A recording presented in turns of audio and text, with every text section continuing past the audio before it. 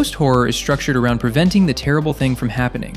The children are in danger, the family is being hunted, the ritual must be stopped before completion. Can you stop it in time? No. Here's what Weapons does instead. 17 children vanished at 2:17 a.m., running from their homes in synchronized movements, arms outstretched behind them, bodies erect like the Vietnamese girl covered in napalm from that iconic photo. They're already gone. The event you expect to spend the movie preventing? It happened in the first 5 minutes, before you've even met the characters. So what are you watching? You're not watching prevention. You're watching people try to live with something that won't resolve. The film shoots in harsh, overexposed daylight, not beautiful golden hour, washed out morning after a party daylight that shows every stain. There are no jump scares, no shadowy corners where threats hide, just people having conversations in bright rooms. And yet, your body won't relax, because disaster already struck. There's no race to decode the mystery. There is no in time. Time already ran out. This is what most horror films would never risk, because aftermath doesn't generate traditional suspense. It generates something heavier, something that accumulates instead of releasing. To understand why this movie feels so different, you have to look at the state of mind of the man who built it. Director Zach Cregger is a comedy veteran. He founded the sketch troupe The Whitest Kids You Know. He knows how to make an audience laugh, and with his first horror hit, Barbarian, he proved he knew how to make us scream. Barbarian was a roller coaster. It was fun, electric, designed to entertain. Cregger himself called the process of writing it coloring with crayons. But Weapons wasn't written with crayons. Right before writing the script, Cregger's best friend and comedy partner, Trevor Moore, died in a sudden accident. Cregger described writing Weapons not as creating, but as vomiting.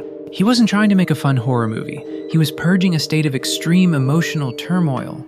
And grief doesn't just change what you write, it changes how you build the structure itself.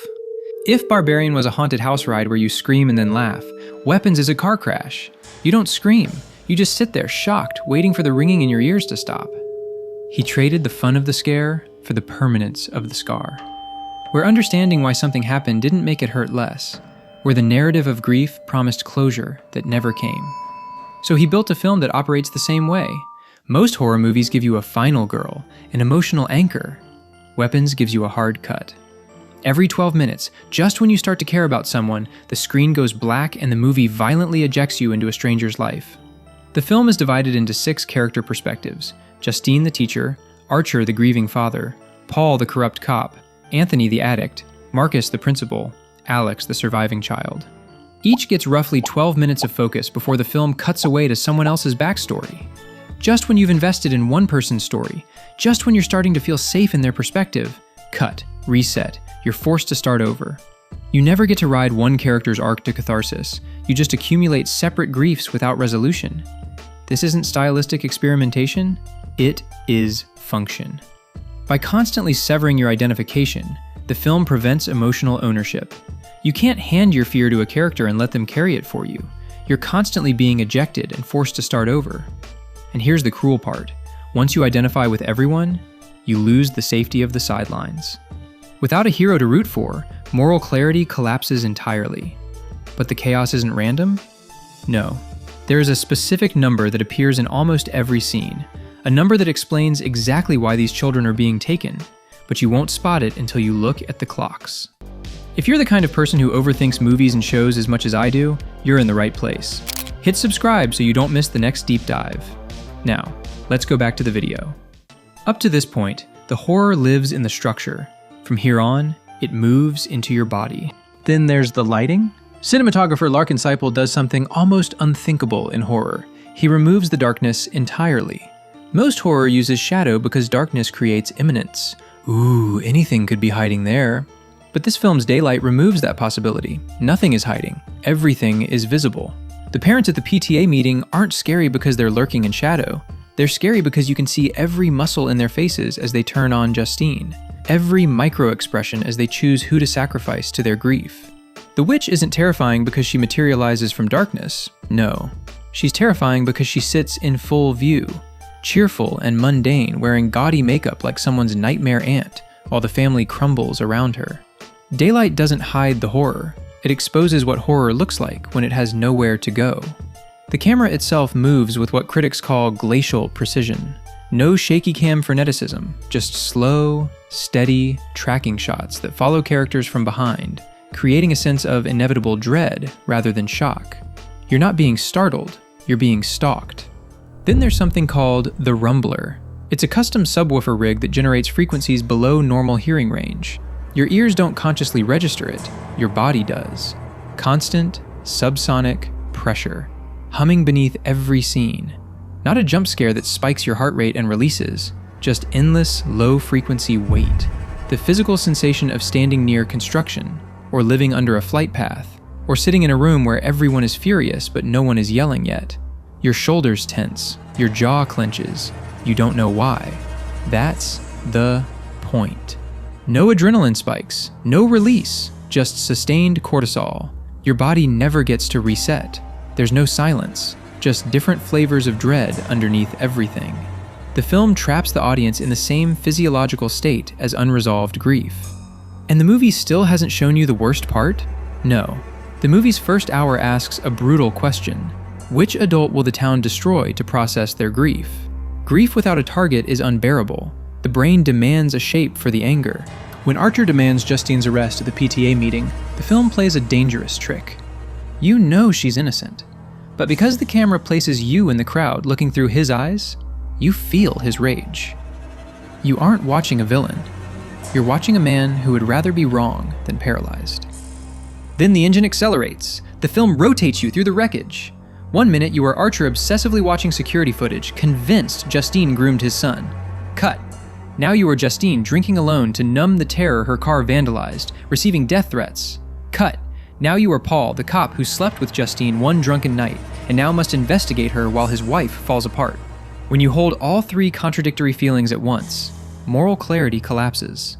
You stop judging, because you recognize these aren't moral failures, they're human ones. And if grief visited your life with this same force, you'd likely collapse in one of these same directions. That recognition is the complicity? Not that you joined the mob, but that you can no longer claim you'd be different. The film proves that moral clarity is a luxury of distance, and it has removed your distance entirely. Which brings us to what Gladys actually represents in the film's design.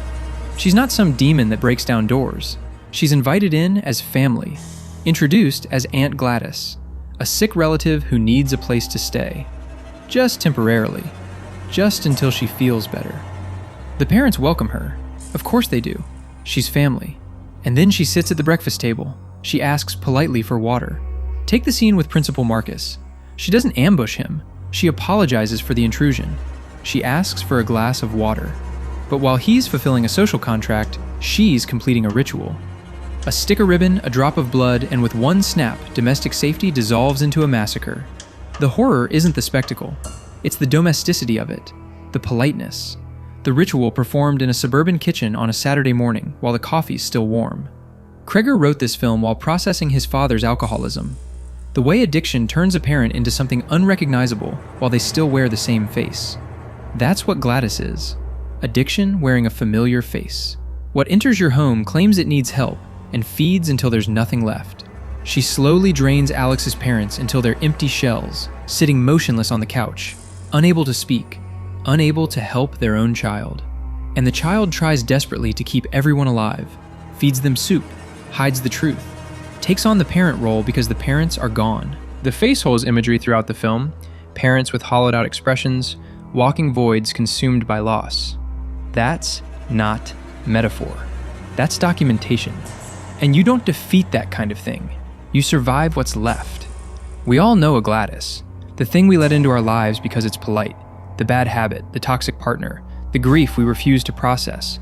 We invite it in, we give it a glass of water, and then we wonder why we're slowly dying. And those children, the way they run isn't random.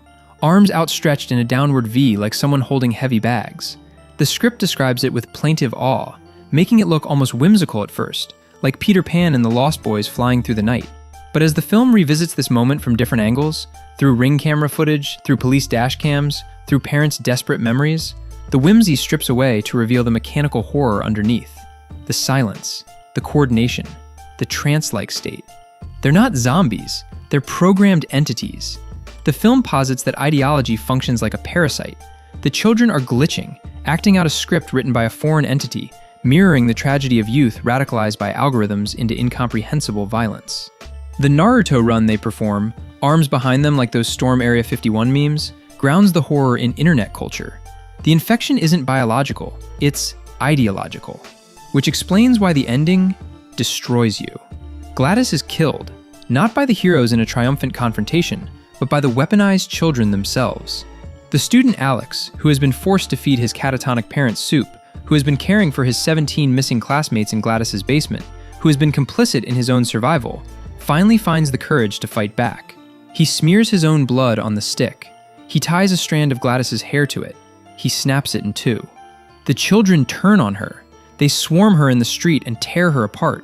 It's the reunion the entire movie has been building toward. Archer stands in the yard covered in blood and screams, "Matthew!" into the crowd of dazed children. One boy turns slowly. Archer runs to him. He scoops him up. He holds him tight. He cries a joyful tear and whispers, "I found you." The father saves the son. Order is restored. But then, the camera pushes in. It pushes past Archer's joyful tears and lands on Matthew's face, and his eyes are open, but they are vacant, empty. That is the final shot. The threat is eliminated. The boy is returned, but the damage is absolute. Archer is holding a shell. The film grants the physical reunion, but denies the spiritual one. The horror isn't that he didn't find his son, it's that he did, and it might not matter. The movie ends not on a cliffhanger, but on the crushing reality that survival and recovery are two very different things. Traditional horror creates a container around fear. The structure promises that confronting the threat leads to understanding. Understanding leads to control, and control leads to resolution. The credits roll, the container opens, and you're released back into the world. Weapons removes the container. It exposes you to the thing horror is usually a metaphor for. The experience of living with damage that doesn't heal, of surviving something that doesn't end just because the threat has been eliminated. Cregger borrows the blueprint of Magnolia, the sprawling cast, the invisible threads of pain, but he strips out the mercy. Where Magnolia ends with grace, Weapons ends with violence and isolation. Both films deny you a villain, only one denies you the hug afterward. Ultimately, Weapons isn't a movie you watch, it's a movie you endure. It's a film that weaponizes structure itself, utilizing a chapter-based anthology format to disrupt audience identification and create a pervasive sense of unease that lingers far longer than a jump scare. And once the credits roll, the only thing left to do is carry it.